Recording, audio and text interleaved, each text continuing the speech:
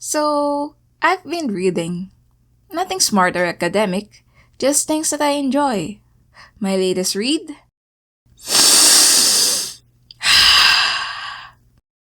Accidentally marked. So, yeah, I want to talk about this wholesome ABO Chinese novel I finished reading. The story begins with Pei Xiaoze. Sorry in advance, I'm gonna butcher these names.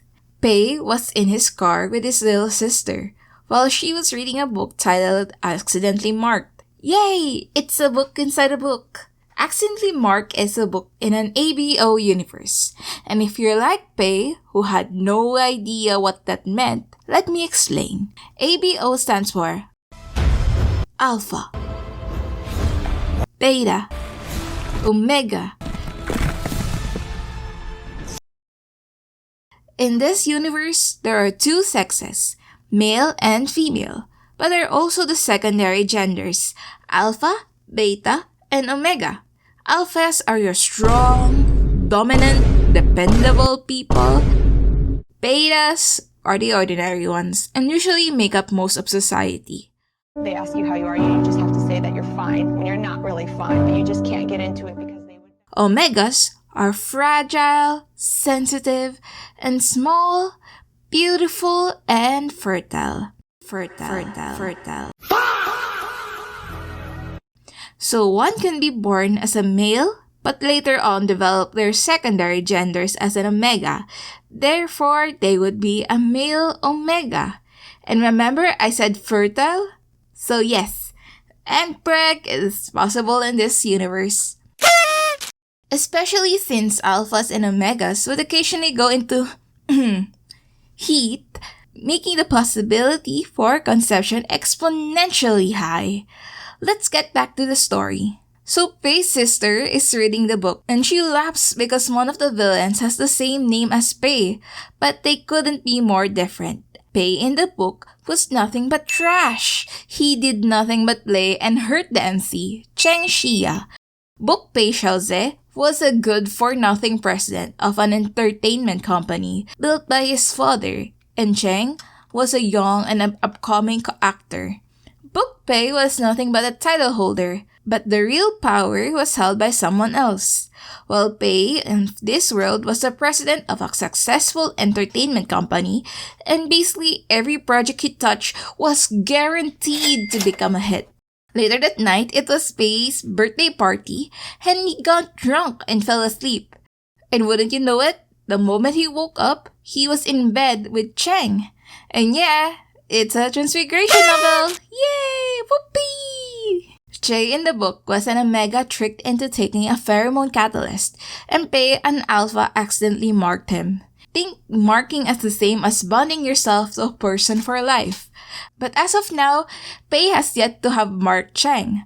When he woke up, he was granted access to a system that led him to know the contents of the book. It also told him that he needed to earn 100 points with Cheng to return to his old world. And when the system told him to mark Cheng or lose points, Pei, the ever so logical person, refused and instead called a doctor to give Cheng treatment.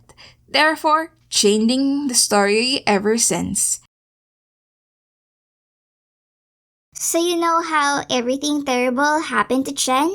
Because Book Pei marked him? Yeah? So, the thing is, you have to do that to him now. Yeah, no. I'm calling a doctor.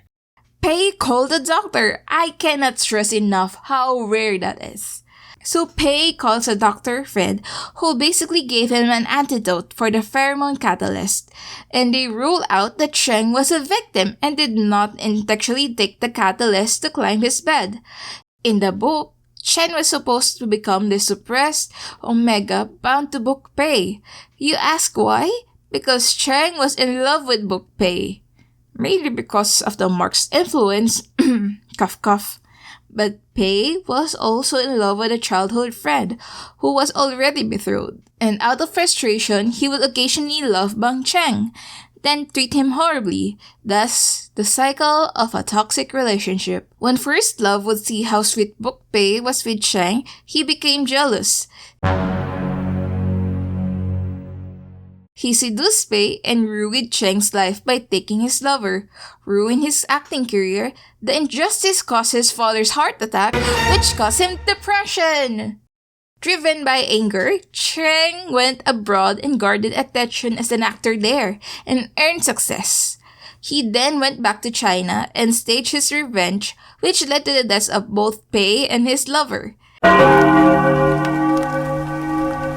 And do you know how Pei changed this plot?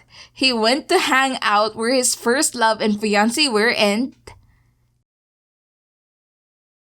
You know how I was in love with you for a long time, and because of it, I had beef with your fiancé. Yeah?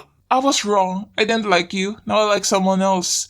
Take note, this was early in the story and far too early for them to fall in love.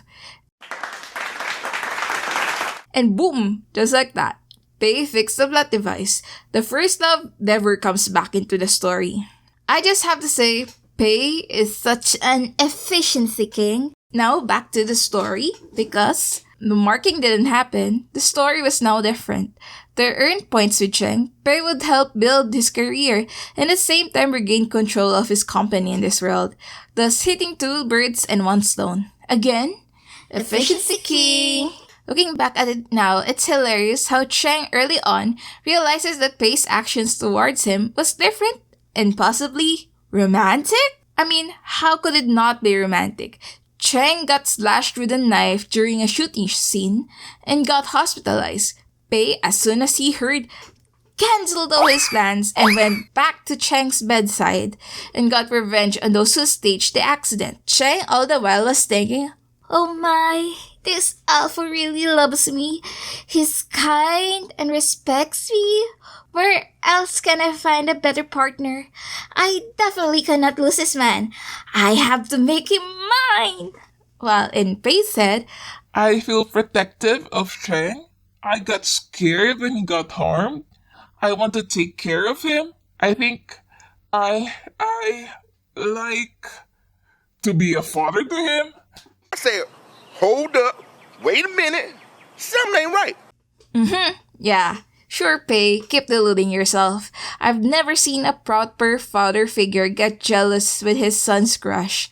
And you know, it takes him more than half of the book to realize he was in love with Cheng. But you have to give it to him. This efficiency king, as soon as he realized his feelings, he did not waste time. He immediately confessed.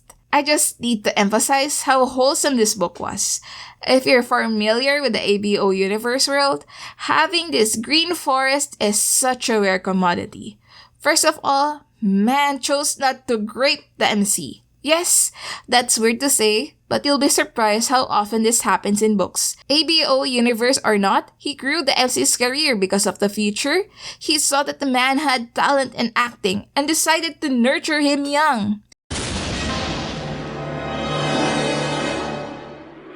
I can see the future! Sure, it was weird that there was a bit of an age gap. I'd rather not say how old the MC was when they first met. In Pei's defense, he thought that his actions were fatherly most of the time. Until he realized they weren't. Anyways, the story ends with a beautiful end. After earning 100 points with Cheng, he gets an option to return his old world now or live out his lifetime here before returning to his old world.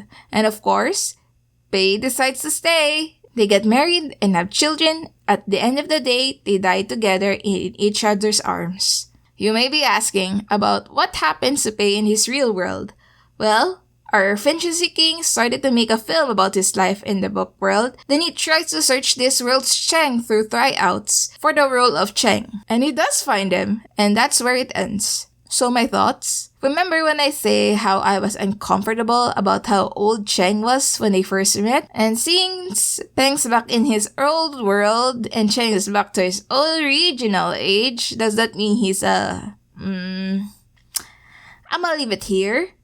And one more thing, those two had children in their old world. Does that mean in this world they basically don't exist? That's just some questions I'd like to ask. Anyways, overall, I enjoyed the book. If you have any other recommendations for me to read, be it book or manhwa, let me know in the comments.